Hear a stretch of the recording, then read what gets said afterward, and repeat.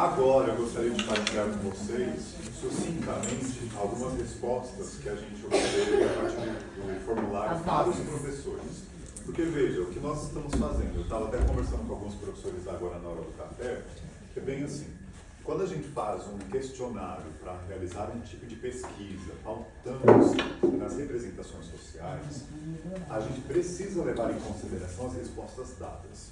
Ah, Wesley, mas quer dizer que tem 100% de certeza, 100% de confiança sobre aquilo que é dito?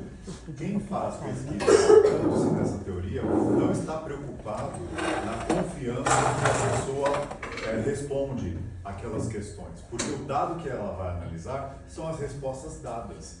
Tem que partir do pressuposto de que a pessoa está sendo minimamente sincera. Agora, em se tratando de adolescentes e crianças, no caso, certamente a gente precisa fazer uma espécie de ponderação.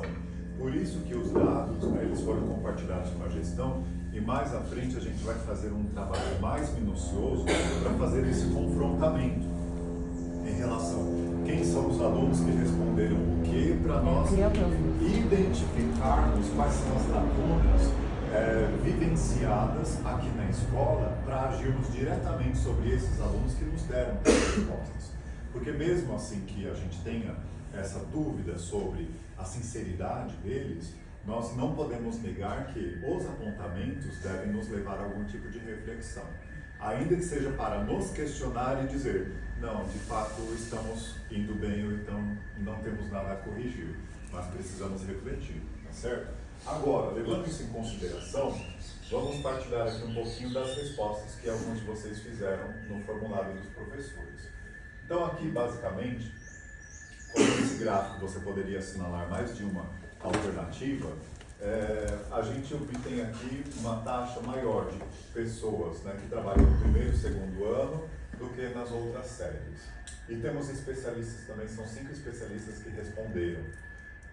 Teve 2 desses especialistas que indicaram quais são as turmas nas quais ele atua, tá? Então, por isso que nós temos um gráfico que não é, se a gente somar, vai dar mais do que 26, porque ele tem múltiplas escolhas, tá?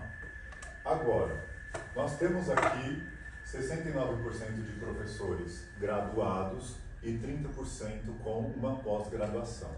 Essa informação ela é importante para algo que a gente vai discutir daqui a pouco, que é esse cultivo da nossa profissionalidade docente. Quando eu tive uma disciplina na PUC, que ela trabalhava especificamente essa questão. Como era uma disciplina voltada para a formação de professores, a gente fazia uma reflexão sobre quem somos nós. Porque tem tantos nomes que a gente acaba recebendo que às vezes a gente fica na dúvida sobre quem somos e o que estamos fazendo aqui. Então, a partir dessa discussão que a gente fez lá, foi muito interessante para mim, pelo menos, como professor, como profissional da área da educação, que me fez refletir muito sobre como que nós estamos interpretando essa dinâmica. Muitas vezes, isso acaba nos colocando, dependendo dessa interpretação, acaba nos colocando, como a gente falou anteriormente, numa situação de comodismo, de acomodação. Então, depois a gente vai discutir um pouco sobre isso. Bom, posto isso, eu achei muito interessante as especializações que nós temos aqui, que eu acredito que poderiam ser melhor aproveitadas. Eu não sei se é realizado algum tipo de trabalho específico, considerando a contribuição que esses especialistas podem oferecer, mas também é algo que a gente pode refletir a respeito. Então nós temos pessoas com psicopedagogia, com educação especial e inclusiva, com educação especial, gestão escolar e administração escolar, que eu achei bem interessante.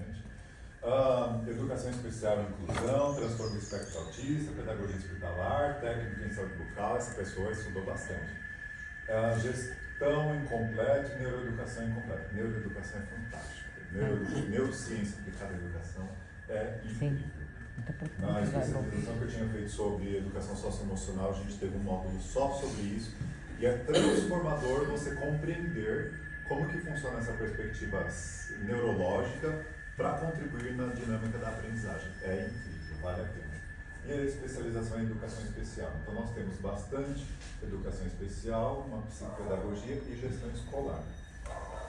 Eu estava até comentando com as meninas da gestão que quando eu estava no estado e fui fazer a especialização em gestão escolar, eu fiz naquela que tem carga horária de 1000 horas, porque a princípio eu não queria fazer pedagogia.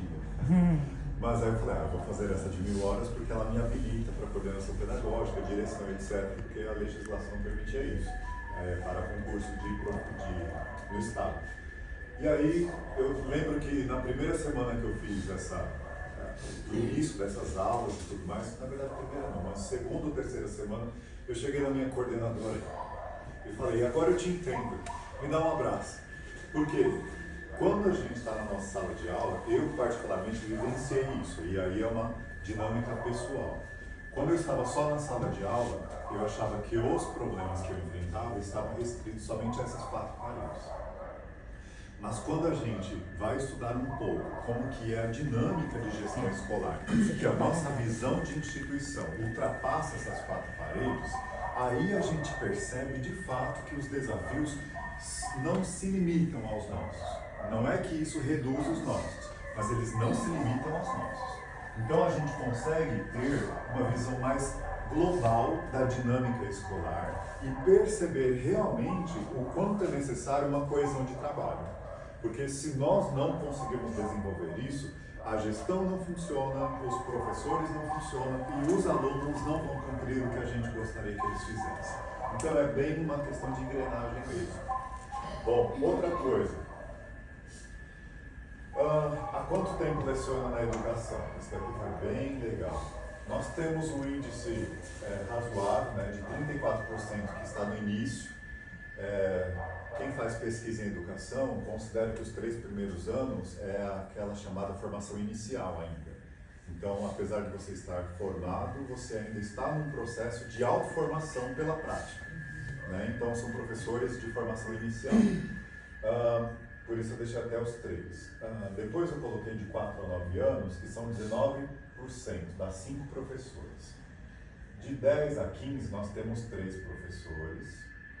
De 15 a 20 nós temos 2 e mais de 20 nós temos 7 professores. Levanta a mão, atenção, esses 7 professores. Palmas para vocês.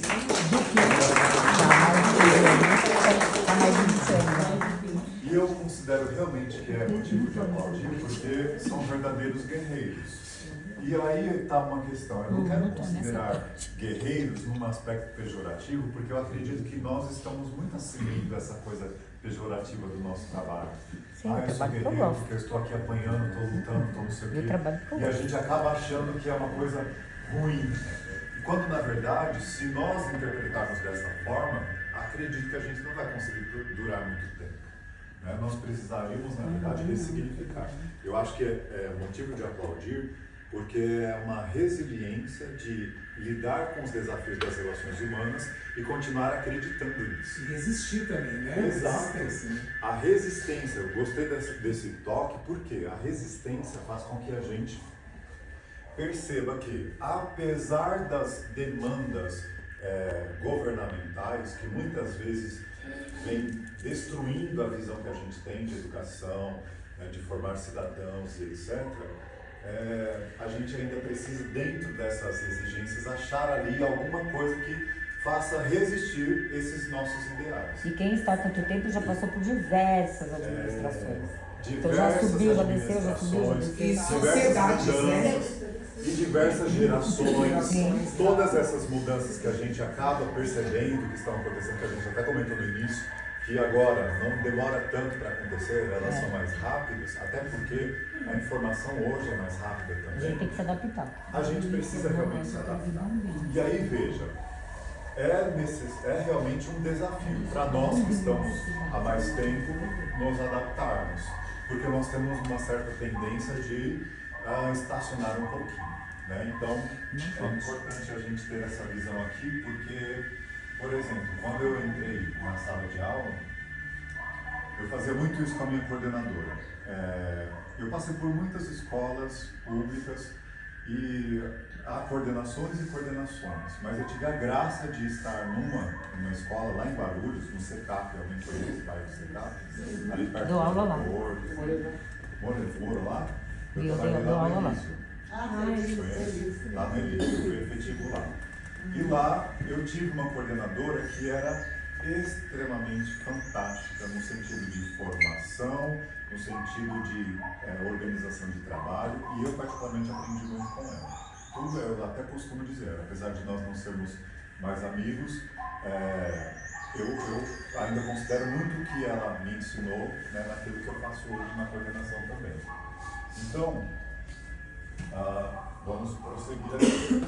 Qual é o seu vínculo com o Estado? Nós temos aqui 61% de categoria O.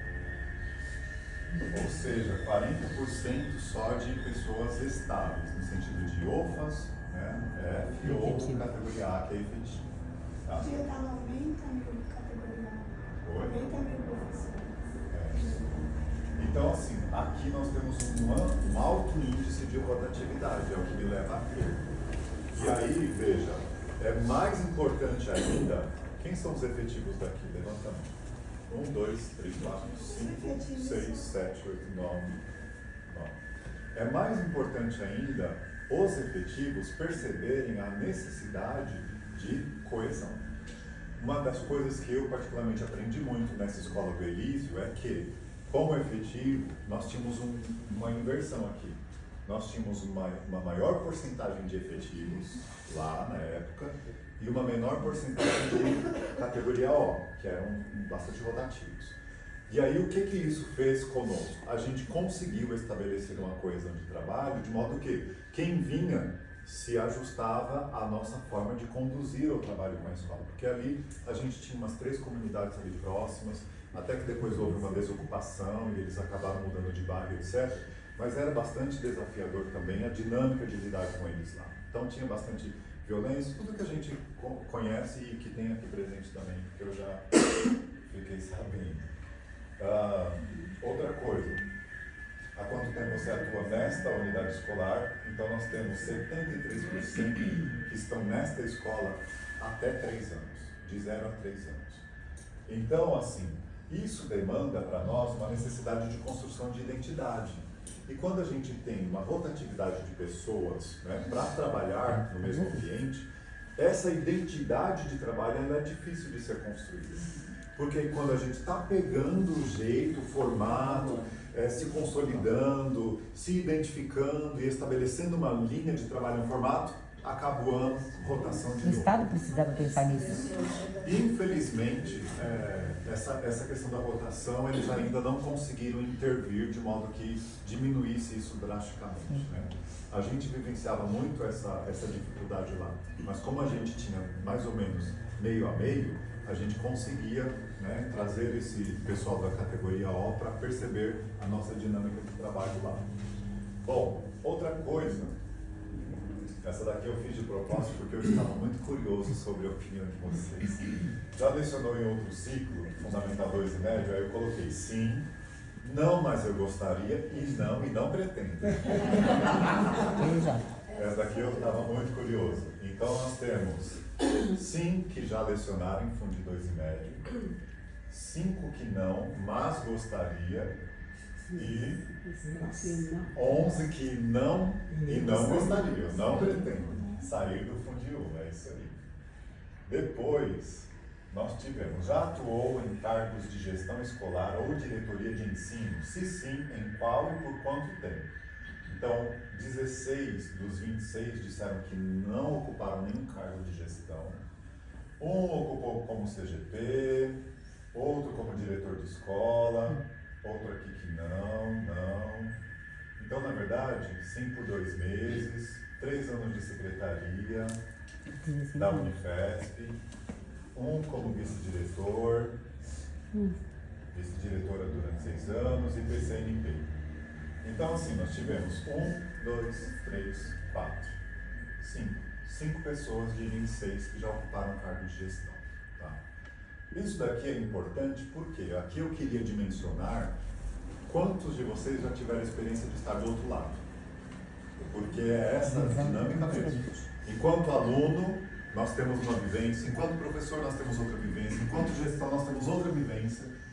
E aí, por isso que eu, particularmente, gosto muito da visão que deriva do Edgar Morin, que é uma visão universalista, de complexidade. Ele defende muito a ideia de complexidade para compreender os fenômenos. Porque a nossa cultura, durante muito tempo, ela enfatizou a fragmentação do saber para poder especializar-se. Então a especialização é afunilamento. Você foca em um aspecto específico e desconsidera em grande parte a outra realidade que está ao redor. E isso é bastante complicado, especialmente para nós que lidamos com seres humanos. Por isso que lá atrás fizemos um levantamento do perfil familiar do aluno, depois um perfil sobre como ele interpreta a relação dele com os colegas, a relação dele com a escola e os professores, porque se nós não tivermos todas essas informações na nossa mente para poder tomar decisões, para poder organizar o nosso trabalho, a gente muitas vezes vai estar enxugando gelo, porque não estaremos alcançando as reais necessidades que estão presentes nesse contexto. Então veja, uma vez eu estava abordando isso com alguns professores, falando sobre a necessidade de nós compreendermos o macro para podermos definir o que é possível fazer no micro, e aí alguns comentaram comigo, e aí pode até fazer sentido para vocês também, disseram assim: Wesley, mas aí se a gente for para o macro, a gente não vai conseguir focar no nosso problema. E aí é um raciocínio que a princípio se sustenta, mas aí eu fiz um contraponto que é assim: se eu não olhar o macro primeiro, para depois identificar no micro, eu não vou saber qual é o limite da minha ação. Porque muitas vezes eu focando no micro, eu vou querer estabelecer alguns planos de ações, algumas intervenções que muitas vezes não estão no meu escopo. Então, na verdade, para eu me situar numa realidade, eu preciso saber do todo. Eu preciso conseguir compreender essa totalidade para depois, dentro dela, fazer o meu recorte. Quando a gente vai fazer uma pesquisa científica, por exemplo, de mestrado, doutorado ou de especialização, quando faz um artigo científico e tudo mais, é isso que a gente faz. A gente se embasa numa teoria, a gente lê uma bibliografia já constituída, já publicada sobre aquele assunto que nós queremos tratar, e dentro dessa base a gente faz um recorte. A nossa dinâmica de lidar com seres humanos em sala de aula também vai por esse viés. Eu preciso compreender o todo para eu poder recortar essa situação, porque o meu aluno está incluído nesse todo, e eu também. Então, quando eu percebo qual é o contexto dele de inclusão nessa totalidade, faço uma comparação com o meu mesmo, eu consigo compreender essa dinâmica de uma forma mais consistente. Porque senão o nosso trabalho ele vai estar alienado. Né? O Edgar Morin ele trabalha com essa perspectiva de complexidade como uma construção de saber científico, mas todas as outras pessoas que partem de uma teoria histórico-crítica de compreensão dos fenômenos sociais, elas também enfatizam a necessidade disso. Por quê? Senão a gente cai naquela perspectiva de Fordismo dentro da área educacional. E aí eu vou saber fazer apenas o que me compete, o meu parafusinho. E às vezes tem outra pessoa que vai continuar o trabalho depois de mim. Então eu estou lá dando aula no primeiro ano, beleza, estou responsável por tudo que é de aprendizado desse primeiro ano. Mas depois vai ter alguém que vai ficar com esses mesmos alunos depois de mim. E que provavelmente não serei eu. Ou até pode ser, se houver uma rotação assim, dos professores e tal, que eu acho que inclusive é importante. Mas se for outra pessoa, como que esse aluno vai continuar seguindo se eu não tiver uma espécie de coesão de trabalho com esse meu colega que vai dar esse prosseguimento? É como se nós acabássemos ocasionando para o nosso aluno rupturas. E essas rupturas comprometem o trabalho que eu fiz. Percebe essa dinâmica? Então veja, é importante a gente fazer esse movimento dialético. A gente amplia e depois reduz, amplia e reduz, porque é nessa dinâmica constante de movimento que se faz a nossa vida, inclusive, e que o nosso trabalho acontece. Tá certo? Então, posto isso, vamos prosseguir aqui. Qual a sua opinião sobre o papel da escola? Eu vou ler só alguns, porque isso daqui é importante para a gente discutir depois. Temos vários papéis: educar, dar afeto, alfabetizar, preparar o aluno para a sociedade, fazer cumprir as demandas legais burocráticas. O papel da escola é fazer cumprir as demandas legais burocráticas.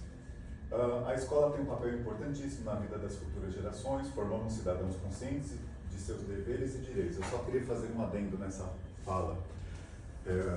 Lembra da época de ocupação nas escolas? 2015? 2015 para 2016, eu estava lá no início. E assim, nas nossas APPs, a minha coordenadora, a gestão, sempre falava, olha, nós temos que ouvir o nosso aluno, nós temos que dar voz a eles, É muito bem. nós temos que formar cidadãos críticos e conscientes, questionadores, que livros. Só que eu levei isso ao pé da letra. Porque quando foi o momento da ocupação, o que eles precisavam? Eles precisavam ser ouvidos. Ah, Wesley, mas eles estavam parando a escola. Tudo bem. Mas até eles liberarem, o que eu poderia fazer era primeiro ouvi-los. Eu queria que eles tivessem parado, eu não queria, porque afinal de contas atrapalhou as minhas férias. Eu também queria finalizar o ano letivo. O dia da ocupação lá no Elísio aconteceu no último dia de aula, aliás, na última semana de aula. Então, inclusive naquele dia eu tinha um seminário para assistir de alguns alunos, eu levei eles para a quadra, vamos apresentar aqui, que eu preciso fechar as notas de vocês. Só que estava o material dentro da escola, não podia entrar, um monte de coisa. Então veja, o que eu propus de reflexão para os meus colegas naquela época? Eu falei, gostamos do que está acontecendo? Não gostamos. A gente apoia o que está acontecendo? Não necessariamente. Mas a gente precisa entender o que eles estão reivindicando, até mesmo para nós ponderarmos e mostrarmos para eles as outras visões. Então eu cheguei a ir no momento de reunião deles lá dentro da escola de falar, o que vocês estão fazendo aqui? O que vocês estão reivindicando? Qual é a pauta de vocês? O que vocês estão querendo? Porque veja, nós queremos formar cidadãos críticos e conscientes. E no primeiro movimento que eles tiveram de criticidade, maior ou menor, organizada ou não, justa ou não, mas tiveram, a gente vai dar para trás e falar, está errado tudo isso? Não é bem isso. O nosso processo de formação, né, como educadores, ele é contínuo, ele não se dá só na sala de aula. Então ele também se dava ali naquele momento.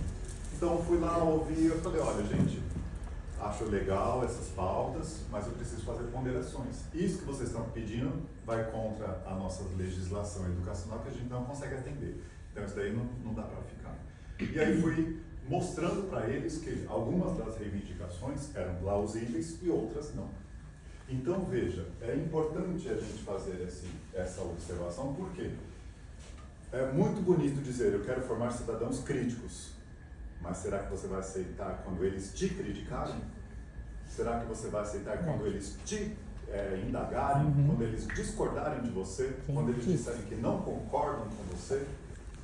Porque é bonito eu dizer que eu quero cidadãos, desde que não seja comigo. Seja lá fora. Sim. Aqui você seja o obediente. Então, isso também é algo muito necessário para nós refletirmos. Porque se nós não levarmos isso em consideração, nós não estamos sendo coerentes com o nosso trabalho. Por exemplo, quando eu assumi a coordenação lá do Cruzeiro do Sul, em 2021, na primeira semana eu recebo um abaixo-assinado dos alunos do terceiro ano solicitando aulas extras de redação, não sei o que lá, de Enem, blá blá blá. A primeira coisa que eu fiz quando eu li, assim, recebi esse abaixo-assinado, eu pensei, nossa, o trabalho aqui deve estar sendo bem feito. Porque eles tiveram uma organização de se juntar os alunos, de escrever um texto, fazendo uma espécie de reivindicação, colocando justificativas e todo mundo assinando, dizendo, nós queremos essas aulas.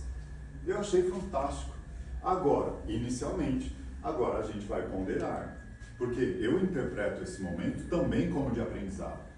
Também como uma forma até mesmo de redirecionar o que às vezes, por falta de conhecimento ou de experiência, eles estão exagerando ou não. E é bem isso também que a gente precisa levar em consideração para a nossa reflexão. Como que a gente conduz os momentos que os nossos alunos se defrontam conosco, no sentido de não concordam, discordam e etc. Se posicionam, né? Então é algo para a gente refletir.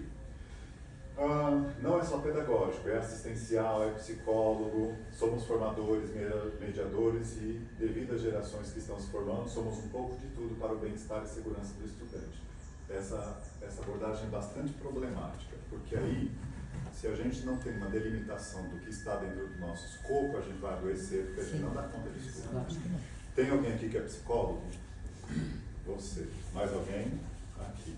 Tem alguém aqui que é assistente social? Não. Agora, quem aqui é professor? Então a gente precisa perceber qual é o limite das nossas ações, porque aquilo que nos compete a gente vai fazer. Não significa que não me compete levantar essa cadeira, então eu vou ficar aqui e vou deixar a cadeira lá. Não, a gente até avança um pouquinho dentro de certos limites, mas a gente precisa buscar parcerias, buscar outras instituições e tal, que deem realmente a complementariedade do que está faltando. Ensinar o aluno a desenvolver suas percepções de mundo. Passar o conhecimento específico para os estudantes. Cuidado muito com essa visão muito tradicionalista. Essa visão tradicionalista ela não está condizente com a atualidade. Formar cidadãos críticos reflexivos com base para a vida. Formar cidadãos críticos. Vocês acreditam que a gente forma cidadãos para a vida? Sim ou não? Sim. Sim ou não? Sim. Por que não? Não. Teve alguns que balançaram a cabeça dizendo que não. Aqui primeiro. Porque a gente está assim, muito focado na questão conteudista. E a vida vai muito mais além disso. Existem todas as questões Os malabarismos sociais, emocionais, profissionais. E a vida vai muito além de só conteúdo. Mas aí então você considera que a gente não prepara para a vida porque a gente está focado, restrito ao conteúdo que o governo pede que a gente faça, que são as apostilas. É isso ou não? Mas na verdade a gente acaba até fazendo, né? A gente faz mais do que isso. Sim. Mas... Você balançou a cabeça que não, né? Pra mim é mais ou menos. Eu queria te ouvir. Então, tem um pouco do que a Sandra disse, porque assim, enquanto a vida acontece, as coisas atravessam, né? Então a gente não consegue ter, em vários momentos, eu diria que a maior parte do tempo, esse olhar humano, porque quando a burocracia te atravessa, é aí que acontece. Né? Porque eu tenho que olhar ali a necessidade, mas eu tenho isso aqui, ó, que tá aqui, ó, piscando, refletindo, que lá na frente eu sei que pode dar problema para quem vai pegar minha turma. Então assim, essa luta que a gente fica entre viver e trabalhar e ser e fazer Nós temos metas. É muito angustiante, né? Nós temos a questão burocrática e tem as provas externas. E além disso, Wesley, a gente tem aquilo, né? Eu muitas vezes eu tenho falado até aqui, eu falo, gente, mas eu não sou assistente social, então isso foge da minha governabilidade, né, Sônia? Sim. Porque eu tenho que dar conta de alfabetizar, eu tenho que dar conta de ensinar toda a parte. É aquela história, né? Educação vem de casa, nós aqui damos essa educação formal. Mas preparar para a vida vai muito mais além disso. Sim, coisa muito Aí global. não tem como a gente saber o que acontece no social, ou até mesmo aqui no nosso ambiente, e não nos sensibilizar. Sim. Entendeu? Não querer mudar, não querer fazer alguma coisa. E por motivo eu falo para isso. Hoje me chama muito isso. Eu levo isso para casa. O que eu posso fazer? Além, não é educacional, é de vida. Você vê que você tem que ficar no limite. A gente tem que batalhar com certas situações que a gente recebe e a gente fica de mãos atadas. Que ação nós vamos tomar? Isso também é vida. Wesley, educar nesse sentido, só para complementar, é a gente não precisar de um questionário para os alunos responder, mas a gente conseguir enxergar todas essas questões nas oportunidades que a gente tem, porque às vezes uma leitura que você faz, um questionamento que você faz, um levantamento de hipóteses ali, você consegue filtrar algumas coisas dessas ali, consegue observar quem é aquele sujeito, né? É claro, você não vai conseguir observar todos, mas os específicos, em determinados momentos você tem que fazer alguma coisa ali, porque, entendeu? Se a gente tivesse isso, não precisaria responder um questionário, a gente conseguiria saber minimamente algumas coisas dessas, né? Às vezes, né, com o excesso de demanda, com o excesso de compromisso, com a vida longa que o professor tem, muitas vezes a gente não consegue parar para ouvir o nosso aluno. E você vê que tem criança que pediu isso, né? Para ser ouvido. Exatamente. Isso me chamou muita atenção. Então, esse trabalho aqui que o Wesley fez, né, eu achei bárbaro, eu falei até para ele agora na hora do intervalo. A gente está percebendo que todos vocês estão focados aqui para saber o que está acontecendo, né? Coisa que a gente não para fazer no dia a dia. E essa oportunidade aqui deu reflexões aqui o tempo inteirinho. Você fica aqui, ó, a gente está aqui estudando. Sim. O tempo inteiro, ó, esse aqui é o fulaninho de tal, esse aqui é o ciclaninho de tal. É. Consigo identificar cada um. Exatamente, esse aqui é o fulaninho, olha aqui o erro aqui, o erro. Você entendeu? Eu fiz essa provocação, porque veja, filósofo sempre vai provocar, sempre vai colocar o dedo na Questionar. ferida, sempre vai questionar, sempre vai torturar o pensamento. Tinha alguns alunos que falavam, professor, para, o que foi? Meu cérebro está fritando. Eu falava, então é isso que eu quero. Chegou ao Veja, objetivo. Porque veja, essa indagação que eu fiz sobre se nós estamos formando para a vida, essa ideia de formar para a vida faz a gente acreditar que a vida é o que vai acontecer depois daqui. E aí eu quero resgatar o que ele disse. A vida já está acontecendo. E aí por isso que de fato nós não podemos nos deixar não impactar. Se eu me tornar tão insensível que eu não consiga me impactar com as realidades cruéis do meu aluno, eu preciso me perguntar o que está acontecendo comigo. Porque, muito provavelmente, eu esteja perdendo a visão humana do processo. E desumanizar esse processo educacional, eu estou jogando tudo fora. Porque não estou lidando com robozinho. Eu estou lidando com pessoas. E aí, veja, é engraçado assim, porque a gente até consegue compreender isso teoricamente.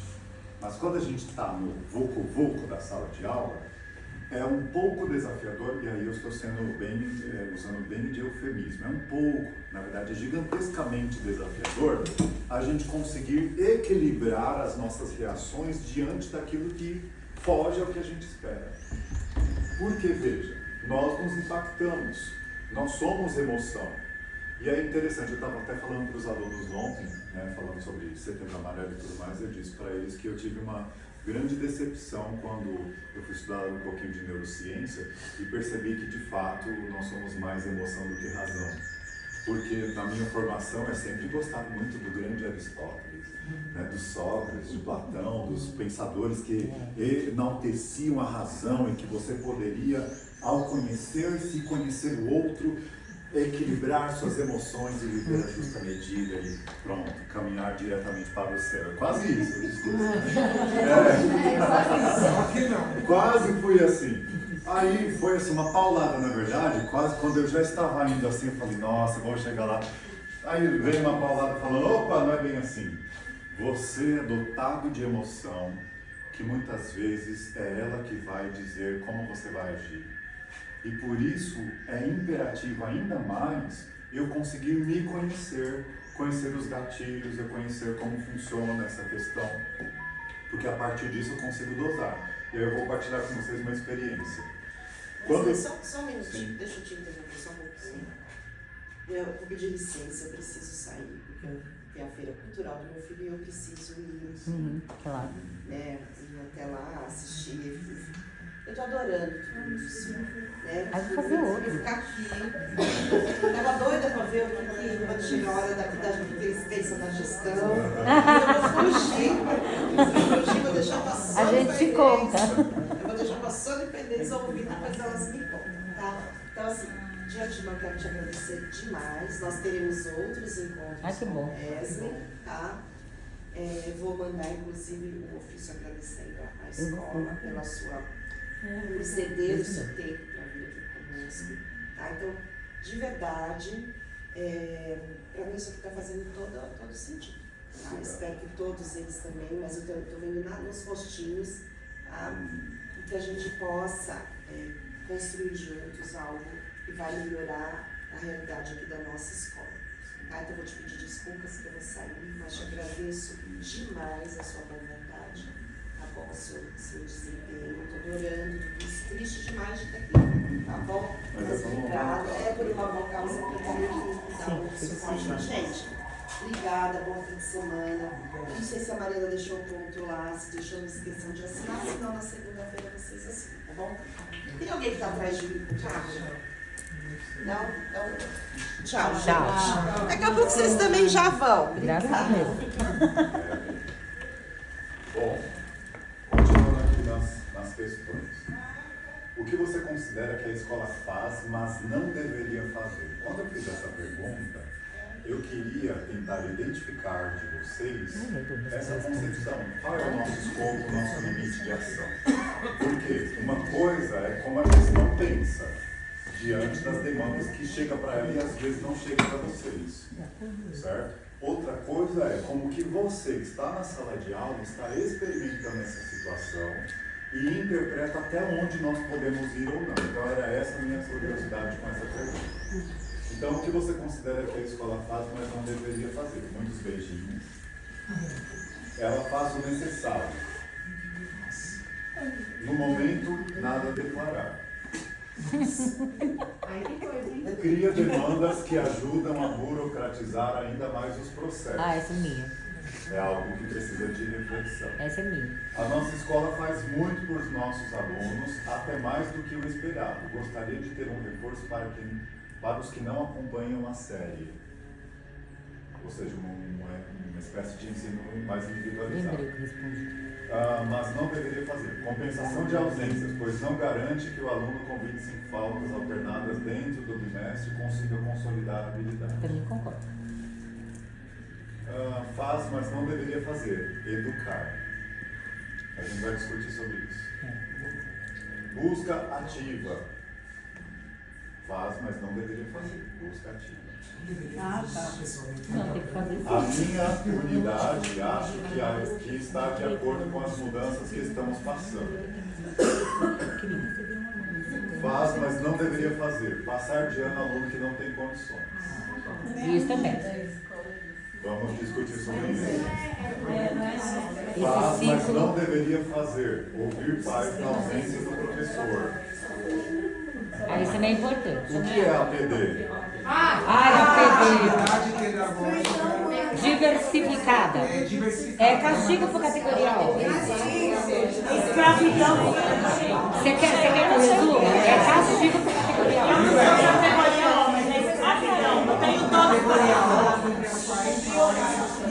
Na escola. Então, quando não está na sala de aula, É pra castigar, gente, só. Eu tenho dó dos professores no categoria O, eu sempre falo pra eles. Porque daqui um tempo vai ter que fazer um puxadinho, vai dormir na escola, coitado. Eles entram 8 horas da manhã e ficam até o Chega aqui 6h30. Não, é que eu trabalho com o pessoal da tarde. Eu tô falando do pessoal da tarde. Eu tô falando do pessoal da tarde. Que horas vocês chegam, quem é da tarde? Chega às 9, fica até às 6 horas. Eu, professor, eu dou aula pro ensino médio. Eu saio de casa 10 para 5 da manhã. Quando é 7 horas da noite, eu não sei nem o caminho para chegar no banheiro para ir tomar banho. Você imagina eles que ficam o dia todo aqui. É trabalho escravo, APT, desculpa. Ter que buscar o aluno porque os pais não se importam em mandá-los para a escola. Ficar horas e horas ensinando bons modos, valores, tentando despertar gosto pelos estudos. Faz, mas não deveria fazer. Prova paulista. Não, essa eu acho que Faz, mas não deveria fazer. Não entendi a questão. Faz, mas não deveria fazer. Acho que a parte emocional, psicológica deveria ficar para acolhimento com profissionais da área. Muitos assuntos restritos a profissionais se trabalhados de forma incorreta, porém prejudica mais do que ajuda. Isso é Totalmente coerente. Projeto convívio é muito bom, mas somente se trabalhado de forma correta. No momento não tem o que falar, está tudo ok. Fazer o papel que os pais deveriam fazer e não fazem. Fazer o papel da família. A escola pode auxiliar a família e não ter que fazer o papel dela. Então é bem a questão de delegação de responsabilidade. Bom, em sua opinião, qual o seu papel como professor? Passar os conteúdos conforme planejado e se atualizar na Isso é formação. muito tradicional. Sinto te informar, não é só isso. Não mesmo. Seu papel como professor é fundamental na vida do aluno, tá certo? Mas não disse muita coisa. Seu papel como professor nessa escola que revelei acima tem sido de priorizar demandas burocráticas que desumanizam todo o processo de ensino-aprendizagem. Temos que tomar cuidado. Dentro de um sistema, nós não vamos abolir a burocracia. A questão é buscar estratégias para conciliá-la com o processo. Ou diminuir. É bem aquela ideia de que eu não vou abolir isso porque não está no meu domínio. Sim. Então, e eu sempre penso Mas a assim, gente precisa se não lutar está com no meu domínio, eu preciso criar uma estratégia para aprender a lidar com isso. Eu faço muito bem, mas eu acho que a gente pode lutar por isso sim. Então, aí está a questão. Podemos lutar, foi uma coisa que eu conversei com a gestão. Enquanto eu estava no Estado, eu sempre advoguei a causa de que precisamos lutar por melhores direitos, porque eu acho que o governo nos destrata absurdamente. Então eu sempre falei, precisamos, se for necessário com a greve tínhamos que ir. Infelizmente essa ideia de categorias dizimou a unidade da categoria de professores, a gente não se reconhece como pertencente ao mesmo grupo, né? A gente se categorizou, então, portanto, eu sou A, sou efetivo, tenho estabilidade, você é O, então toma cuidado porque você está na reta, e fica muito naquilo de jogos, além de discriminação, de competição, de tudo. Coisa que, particularmente, se a gente pensar no que nós estamos fazendo aqui, não entra a ideia de competição, né? Não entra. Eu lembro uma vez, eu fui conversar com um contador e tal, recentemente, e ele foi professor comigo lá no Elísio, na época ele era eventual. E aí ele falou, Wesley, e aquele projeto que você fez lá na escola, durou quanto tempo? Eu falei, durou 4 anos, que eu fiz um projeto de contraturno, grupo de estudos de filosofia, que obviamente os meus alunos passaram a gostar de estudar filosofia. Então, fazia grupo de estudos, sem valer nota, sem nada e tudo mais, foi um projeto que durou 4 anos. E aí ele falou, rapaz, você nem sabe o que era falado na sala dos professores sem a sua presença. Eu falei, fala agora. Agora, eu quero saber, me conte. Vai falar isso para um geminiano, então pior ainda. Eita, não comece se você não vai terminar. Aí ele falou, não, é que assim, sem citar nomes, mas alguns comentavam, por que é que ele fica até mais tarde para fazer esse projeto se ele não está ganhando nada? Daqui a pouco vão pedir para a gente fazer também. Aí eu falei, nossa, estavam incomodados porque eu estava fazendo uma coisa que eu quis fazer por vontade própria. Que bonito isso. Mas você não pode brilhar, porque a sua luz incomoda dos outros. Então veja, uma coisa que a gente precisa notar é assim, eu sei que diante da demanda de trabalho, cada um de nós vai lidar de uma forma diferente com essa dinâmica. Então alguns vão lidar que, meu horário é às 7, então eu vou chegar às 6h59, vou direto para a sala de aula, meu horário termina, sei lá, meio-dia, eu vou sair ao meio-dia e já vou direto, não quero perder mais nem um minuto aqui dentro, como se fosse algo extremamente repulsivo. Isso, não sei se vocês sabiam, mas isso implicitamente está presente na forma como você trabalha. Os alunos vão reconhecer isso, vão vivenciar isso de você. Uma coisa que eu até comentava com os meus alunos quando eu ia dar formação para oficina de seminário, que eu sempre penso, eu só posso cobrar uma coisa do meu aluno se eu ensinei. Então eu só posso pedir que eles apresentem um seminário se eu ensinar como faz um seminário. Porque o pessoal de ensino médio, Fundamental 2, acha que o aluno já tem que saber de tudo. E não é bem assim. Então eu fiz lá uma oficina com técnicas de oratória, que eu fui fazer um curso no Instituto dos Advogados de São Paulo sobre isso. Aí peguei lá, montei toda uma estrutura e fui fazer com eles. E aí eu comentava com eles, se vocês estão inseguros, vocês vão demonstrar isso para o público. Se você não tem certeza do que está falando, você vai demonstrar isso para o público. Tudo que está dentro de você, que você acha que não vai externalizar, você vai fazer isso de forma inconsciente. E aí eu até falava para eles, quando vocês forem falar sobre o assunto que vocês vão apresentar, não chega lá dizendo, hoje a gente vai falar sobre o desmatamento na Amazônia. Ou então, gente, olha, eu não queria estar aqui falando sobre isso, mas já que eu estou, então vamos falar sobre esse assunto aqui e vamos acabar logo com isso. Às vezes nós, professores, estamos agindo assim sem perceber. Quando eu vou trabalhar um assunto, e por exemplo, eu já presenciei isso porque eu observo as aulas dos meus professores. Eu acho que isso agrega. A minha coordenadora assistia as minhas, e isso me ajudava muito. Então eu faço isso com os meus e eu percebo que eles se sentem agradecidos porque a proposta não é de ir lá fiscalizar. Você cumpriu com o seu cronograma, você cumpriu com essas competências, com essas habilidades, você não está fazendo nada direito. Quem sou eu para fazer isso? Eu sou um professor também. Eu não sou melhor do que ninguém, eu não conheço mais nada do que ninguém, nada mais do que as outras pessoas. Estamos lá para compartilhar. Então, se eu não tiver essa concepção de colaboração, e o colabore é bem do latim mesmo, colaborar. Portanto, é trabalhar junto. Se eu não tiver essa perspectiva de trabalhar junto, eu vou assumir uma postura de fiscalizador. E é uma coisa que eu tracei para mim como propósito. Enquanto eu estiver na coordenação, eu não posso esquecer do que é ser professor.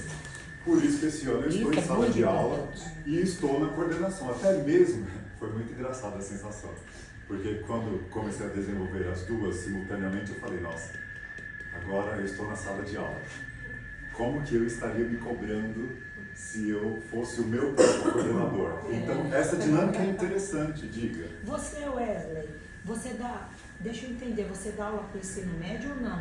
Eu dou aula para ensino médio, primeiro, segundo, terceiro ano, de filosofia e sociologia. Eu também sou de filosofia e sociologia, só que assim, a minha visão, às vezes eu chego chateada, os colegas percebem, porque eu sou falante, eu lido com todo mundo. Sim. Aí eles falam, o que aconteceu, Marta? Eu falo assim, prefiro não comentar. Agora eu quero que você fale do fundo do coração. Nós temos problema no fundinho, mas o médio, eles não têm noção. Porque assim, você prepara, eu leio muito. Porque assim, mudou muito a maneira de dar aula para o ensino médio. Não que eu sou melhor que vocês aqui, não. Tem muito que aprender. Porém, você chega na segunda-feira, o cara chega em plena 7 horas da manhã, olha pra minha cara com esse olho que até um dia de comer e fala assim, você veio, professora? Você tá gravando? Aí, né? Aí eu falo assim, então, eu vim porque eu sou paga para dar aula. Eles não gostam de ter aula, eles gostam de ficar de janela. Eles te desrespeitam muito. Eu vou te falar, do ensino, do Fundium, eu vou me aposentar do médio, se eu não tivesse mais de 20 anos, eu ia exonerar. Porque assim, eles te sugam tanto que na primeira aula que você deu, parece que você já deu todas as aulas do dia. Você também sente isso? Ou não sei se é diferente o seu modo de pensar. Mas olha que interessante. Apesar de hoje eu estar na escola particular, eu até compartilhei com as meninas. Porque a primeira conversa que a gente teve, elas me falaram os desafios que são vivenciados aqui com os alunos, as famílias, etc. E aí, obviamente, por dentro eu fiquei assim, chocado. E na hora, eu estou confessando para vocês, e na hora, nossa, tá, e por dentro, meu Deus! Mas, socorro! Eu acho, será que dá tempo de fugir? Mas depois, eu até compartilhei com elas, olha, vocês vão ficar surpresos. Mas o que eu vivencio também na escola privada não é diferente disso. Meu marido dá aula também, ele falou, Marta, não é diferente. Não é. Outro dia, a aluna, só um exemplo, demorou para entrar na sala, meu marido foi falar para ela, por que você demorou? Sabe o que a menina fez? Ela ligou para a mãe, sem meu marido saber. Ele continuou lá na lousa dando aula. De repente, a coordenação chamou ele. A mãe estava tendo piti na direção. O meu marido ficou assim, não estou entendendo o que está acontecendo. A menina tomou até advertência porque ela usou o celular na sala de aula. Aí meu marido falou para a mãe dela assim, ela vai entrar a hora que ela quiser, a hora que ela quiser. Eu lavo as minhas mãos. Não, mas tem que falar, porque quase apanhou. Porque qual é o argumento? Eu estou pagando do meu salário, da minha mensalidade, sai o seu salário. Está ensinado. Sim. Está ensinado. Mas eu entendo bem.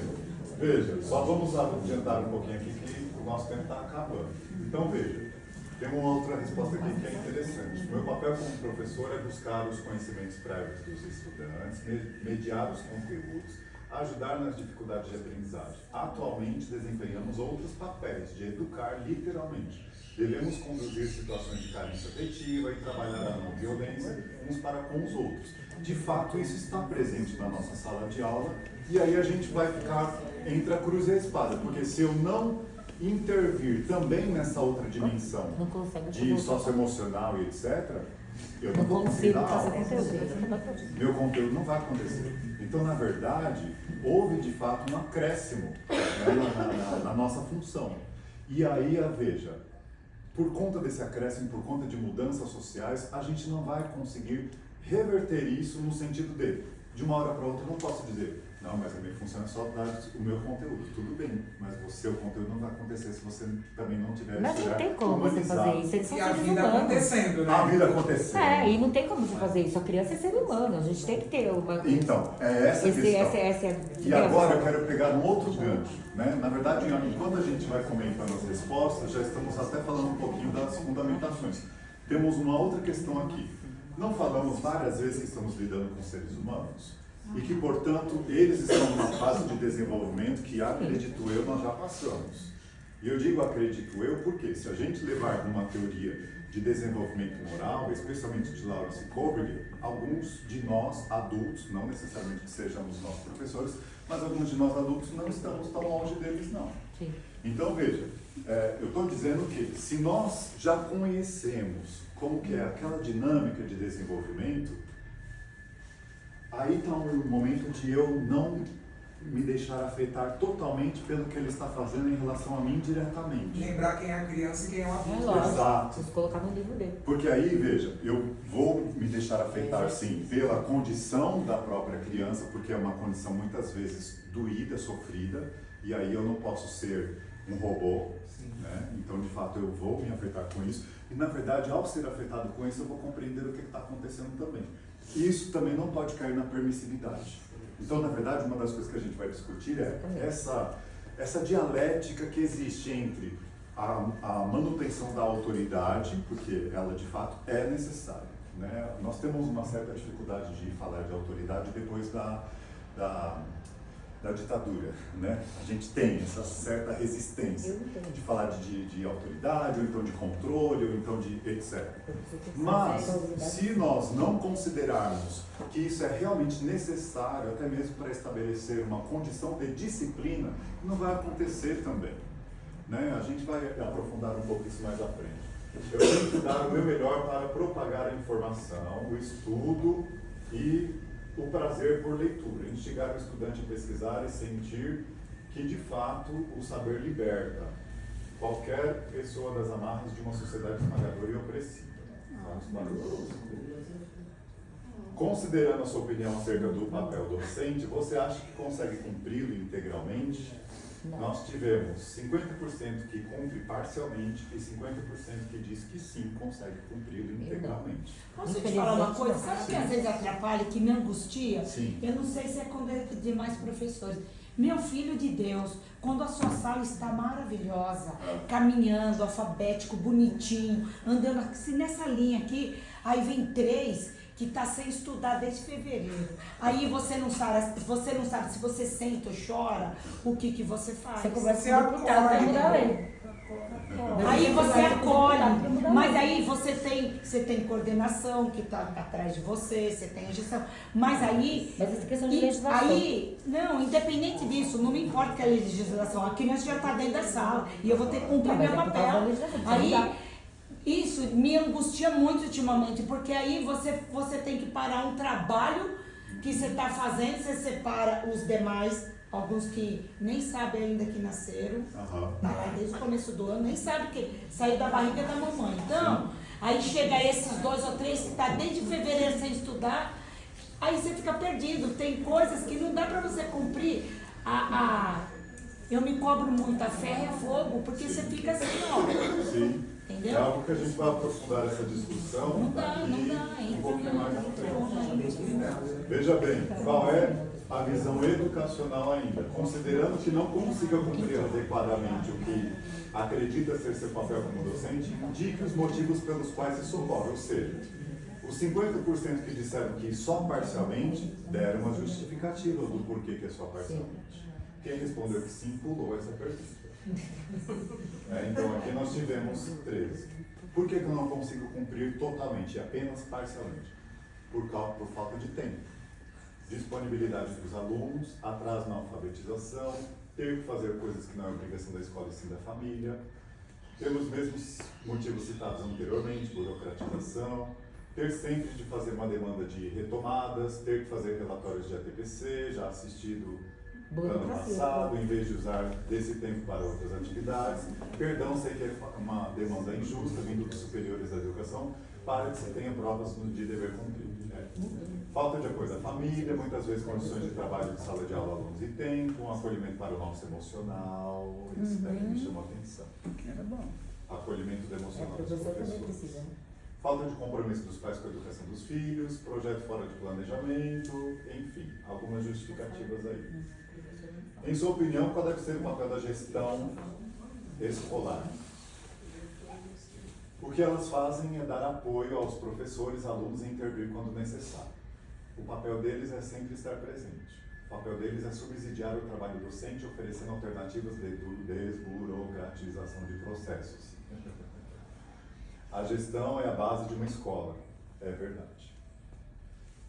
E eu digo base porque eu acabei percebendo isso. Se temos uma boa gestão, nós temos uma boa escola, porque os professores acabam assumindo essa característica da gestão. E essa característica dos professores chega até os alunos. Então, isso é uma verdade. A responsabilidade sobre nós da gestão é realmente grandíssima. A gestão é a base de uma escola. A administração da instituição, os bens dos funcionários colabora para o, não sei o que, harmonioso ambiente de trabalho. São pessoas que estão sempre dispostas a orientar e ajudar. Estar como de fato estão nos apoiando. Apoiar o trabalho docente. Coordenar e orientar. Supervisionar a equipe docente e parte administrativa da escola. Auxiliar o professor e orientar. Orientar, solucionar e apoiar e manter o bom funcionamento da equipe. Ajudar, atuar junto com os professores no processo de aprendizagem dos estudantes, auxiliando os estudantes e professores conforme as necessidades de cada turma. Percebem que todas as opiniões de vocês em relação à função da gestão são muito próximas. Né? Vocês têm praticamente a mesma visão sobre qual é o papel da gestão para com os professores. Bom, posto isso, você considera que a equipe gestora cumpre integralmente o papel que você informou? Então, parcialmente, 15% e 84% disse que sim. Considerando não cumprimento integral, então, esses 84% pularam essa questão. Os 15% responderam qual a justificativa para não cumprir integralmente. Por não haver tempo hábil para discutir de fato como os processos acontecem, ter que ter um compromisso maior de responsáveis dos alunos, não há motivo para o preenchimento de tanto documento e a gestão está ajudando parcialmente nesse cumprimento. Bom, as justificativas não foram tão esclarecedoras. Considerando a realidade que você vive em sala de aula, tente ilustrar quem são seus alunos. Essa questão aqui me gerou muita curiosidade porque eu queria confrontar entre a realidade que nós constatamos pelo que foi respondido e pelo que vocês estão dizendo aqui. Diga. Lembrando aqui o que a Marta falou, ela deu o exemplo de 2 ou 3 que entraram assim depois, né, de repente. Só que eu lembrei também a questão da inclusão, né, dessa questão do aluno especial. Sim. Enfim, eu como especialista, eu mesmo já não tenho nem a formação pedagógica mesmo. Sim. Muito menos a formação para lidar com essas... Sua área qualquer. Inglês. Com essas crianças que vêm da inclusão. Daqui para frente vai ter mais ainda. Eu acho que isso é um ponto que... É um ponto, inclusive, que nos demanda busca por formação. Né? Porque, veja, se eu estou lidando, porque eu não tenho como fugir de receber e acolher esses alunos que têm essas inclusões, essas necessidades especiais, esses transtornos de aprendizagem, etc. Seja laudado ou não, mas eles estão presentes. Ao estar presente, se eu não buscar uma formação para me ensinar minimamente como eu posso manejá-los, eu vou me perder. Eu não vou conseguir trabalhar nem com eles, nem com os outros. Então, de fato, uma coisa que por isso que eu queria resgatar a ideia mais para frente, da profissionalidade docente. Eu achei, sabe uma coisa que eu achei muito bonita quando eu tive essa disciplina lá, porque a professora nos levou a constatar, e foi ali que eu cheguei a essa constatação, e depois, com os meus alunos da pós, eu sempre reafirmava essa questão. Nós, ao perdermos um pouco a nossa identidade, a gente deixou de lado esse nosso lado profissional. Em que aspecto? Se é um lado profissional, eu sou, digamos assim, eu deveria ser um especialista nisso que eu estou fazendo. O médico, para ele poder fazer uma cirurgia, ele precisa estudar profundamente para saber fazer aquela cirurgia. Para eu dar aula, parece que não. A gente vê isso, inclusive, na legislação. Quando diz lá, pessoas de notório saber pode ir lá dar aula. Pessoas que são de bacharel pode ir lá dar aula. E aí há uma relativização da exigência da formação da pessoa que vai dar aula, como se qualquer um pudesse fazer isso. Para tapar um buraco. Estado que deixar uma é lacuna. para tapar um buraco. Porque aí, veja, E qual é o problema disso? Na minha visão, e aí obviamente isso está aberto a discordâncias, na minha visão, muitos de nós assimilamos isso como uma verdade. Porque a partir do momento que eu não busco especializações que me proporcionem um manejo mais adequado com o desafio que eu tenho dentro da minha sala de aula, eu assumi essa postura de que eu posso continuar desse jeito. Não posso. O que acontece é que o professor não pode ficar sem endereço termo esperando que alguém o Exato. Você precisa tomar iniciativa. E aí veja, na verdade há dois lados. Por quê? Na teoria educacional há uma grande, digamos assim, defesa de formação do profissional na escola. Só que aí, veja, a gente demanda para isso de uma organização do próprio governo, da própria rede, que é muito, eu vou ser muito sincero, tá? Que é muito frajuta, que não acontece de uma forma eficaz, eficiente, consistente. E mais do que isso, além de doutrinar, que é num sentido de esvaziamento, assim, porque veja, uma das coisas que, ao discutir sobre essa profissionalidade, uma das coisas que eu dava aula para os alunos da pós era de metodologias ativas. E aí eu dava um módulo lá chamado de Estudos do Meio e Viagens Pedagógicas. E aí lá eu tinha coordenadores pedagógicos, professores universitários, professores da educação básica, etc., tendo aula sobre aquele conteúdo, porque queriam se especializar nessa nova modinha das metodologias ativas. Veja, pode ter sido uma modinha? Pode. É necessário estarmos integrados? É. Eu não posso simplesmente também me alienar disso. Mesmo que seja para eu conseguir identificar lacunas dentro dela e dizer, até aqui é coerente, até aqui não tem nada a ver. E é esse o nosso papel. Eu, particularmente, como pessoa da área da educação, eu preciso ser um ser pensante. Eu preciso ser um ser crítico, ou seja, eu preciso me permitir vivenciar alguns processos formativos, até mesmo para questioná-los, porque muitas vezes eu estou no meu lugarzinho que eu não conheço nada daquilo e estou questionando, só que eu estou falando do quê? De algo que eu desconheço. Gente, e é interessante, porque na minha pesquisa do mestrado, eu percebi que eu tinha essa postura também, porque o meu embasamento teórico era de algo que eu abominava, como era em psicologia da educação. O meu embasamento teórico acabou sendo o behaviorismo. E quando a gente tem filosofia da educação na licenciatura, a gente horroriza o behaviorismo. Porque aí a gente tem aquele preconceito, né? Passa a imagem para nós de que, nossa, trata o sujeito como animal, há uma desumanização do indivíduo e blá blá blá blá blá, um monte de coisa. E aí, obviamente, eu falei, bom, eu preciso conhecer, até mesmo para poder dizer que não concordo, mas eu preciso conhecer. Então, ao conhecer e estudar com profundidade, ter as aulas com os professores que são da área, para explicar a teoria real, como a forma como eles mesmos enxergam, mudou completamente a forma como eu enxergo. Ou seja, tudo que eu acreditava que era errado daquilo lá não passava de mero preconceito, mero desconhecimento e ignorância da minha parte. É uma perspectiva que eu concordo absolutamente. Não, porque eu ainda tenho um aspecto mais histórico-crítica, é algo que eu me identifico mais. Mas eu não posso negar a cientificidade da elaboração dessa teoria. Inclusive, quando eu tenho alguns alunos que precisam de encaminhamento, eu direciono rapidamente para um analista do comportamento. Porque aqui, com os TEAs, quem lida é a análise do comportamento. Porque a elaboração deles é feita com bases científicas. Ah, mas as outras linhas não são científicas? São, mas aqui há um outro viés. Aqui há testagem. Então, enfim, mas é só uma outra discussão. Então, veja, a gente tem que se permitir buscar essas formações. Não posso ficar esperando virem até mim, porque a fonte do governo não é nada assim tão proveitosa. Então, eu tenho que ir atrás.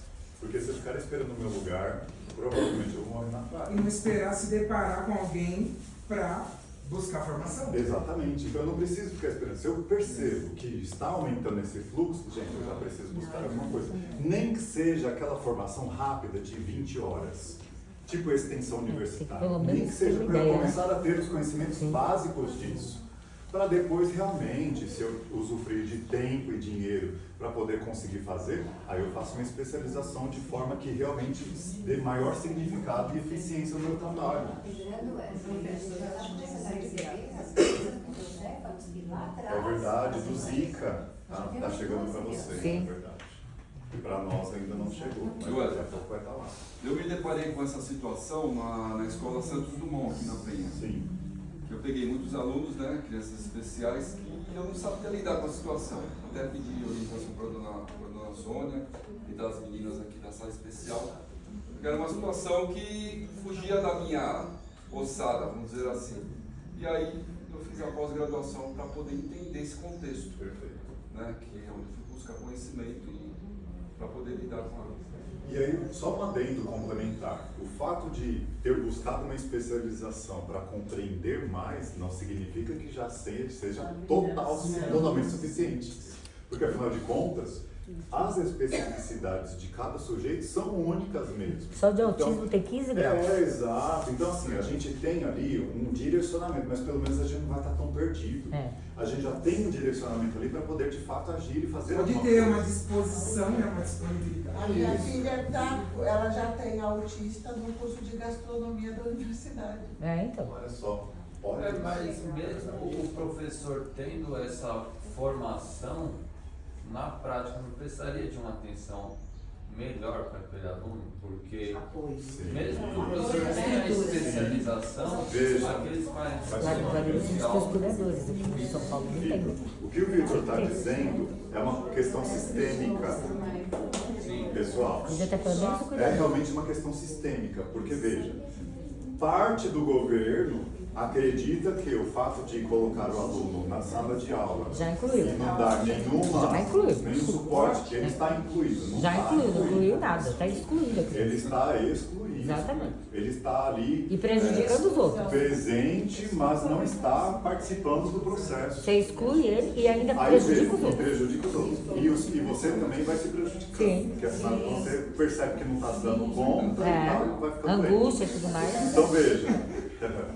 Então veja, essa dinâmica, ela precisaria de fato de uma luta nossa. Quem foi que falou de lutar? Aqui, ó. Ela precisaria de uma luta nossa, de conseguir de quem é dono da rede, digamos assim, de nos dar esses instrumentos. Nosso caso, os legisladores, né?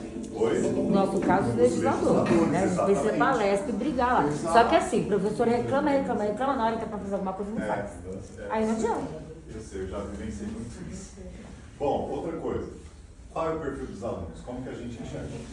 São alunos carentes em todos os aspectos, sem apoio, sem uma boa higiene, muitas vezes sem alimentação e sem carinho. Meus alunos são excelentes e cada dia aprendo com eles. Que bom. Meus alunos são sujeitos potentes, que mesmo à margem de tantas mazelas sociais, resistem à sua maneira e do jeito que podem a um sistema que não o concebe em sua totalidade. Meus alunos são crianças carentes de afeto, carentes de conhecimento, de repertório, são muito ansiosos, interessante. E alguns ansiosos.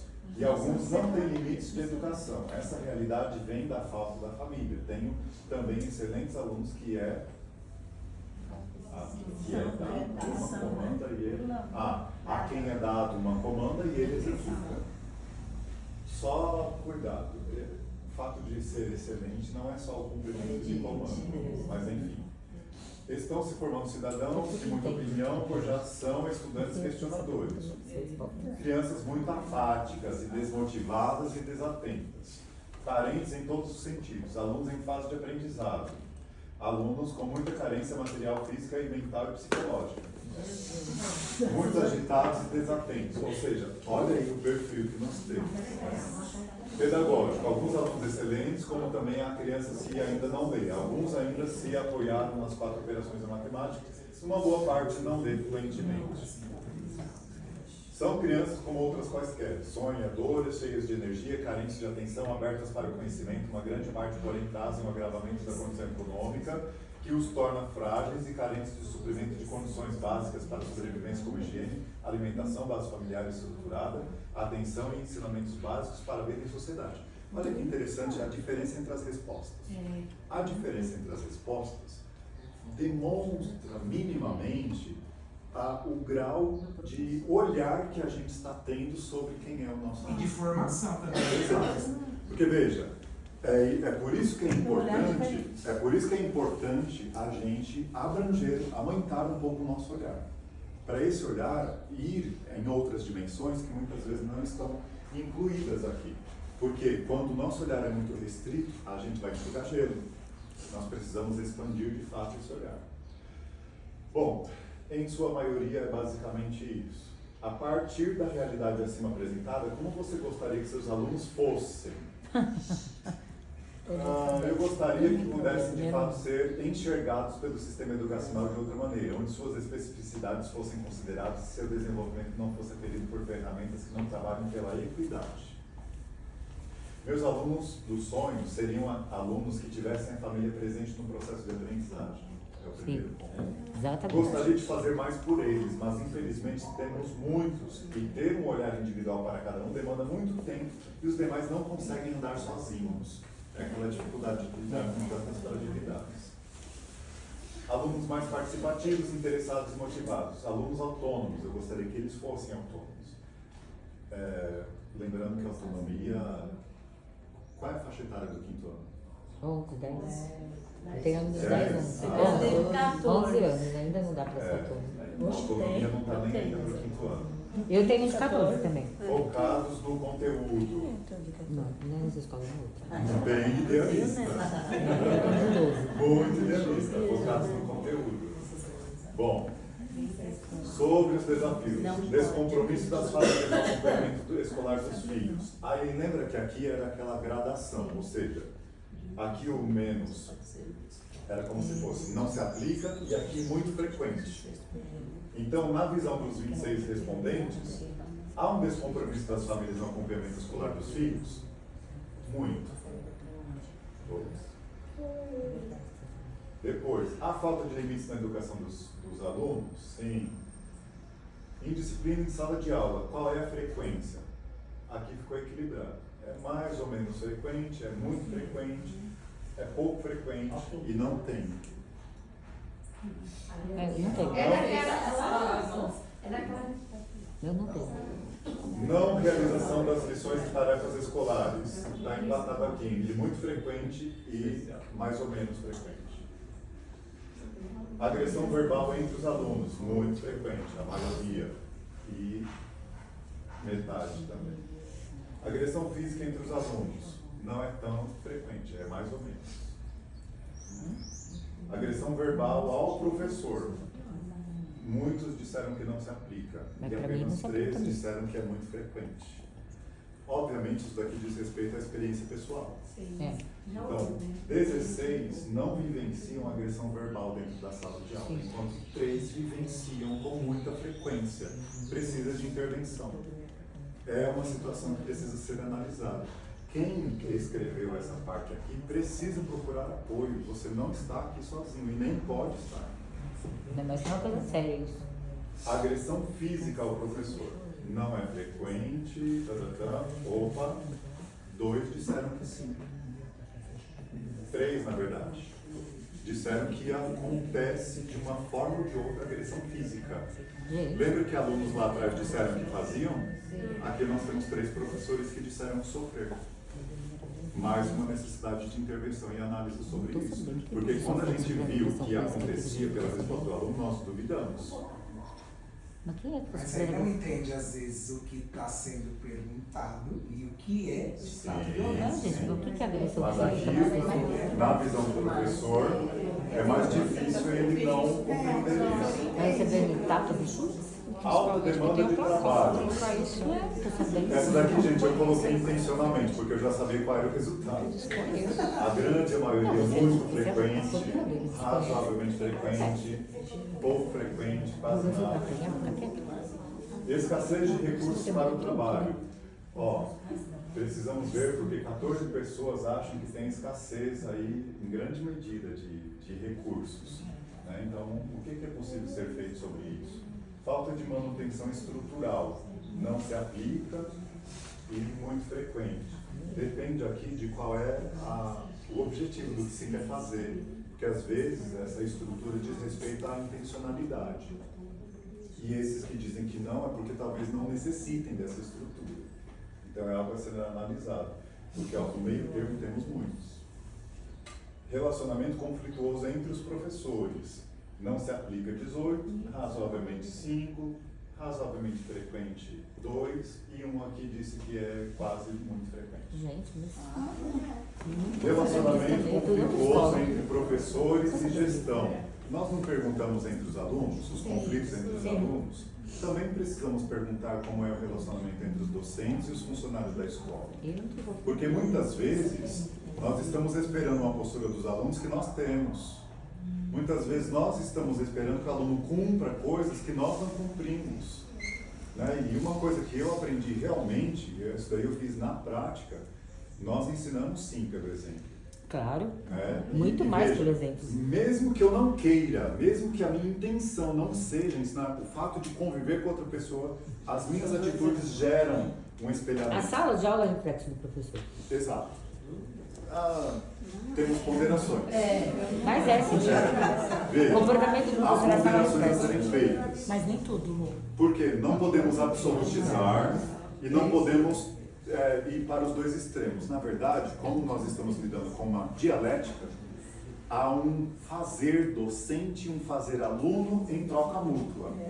Mas eu acho que reflete. Mas essa dinâmica, como o professor é o adulto, essa dinâmica está mais para o nosso lado do que para o dele. Porque você falou de autoridade, não significa que você vai ser autoritário, entendeu? Porque a gente tem que ter receio do autoritarismo, não da autoridade. Isso. Olha só, relacionamento conflituoso entre professores e a gestão. Tem um que sim.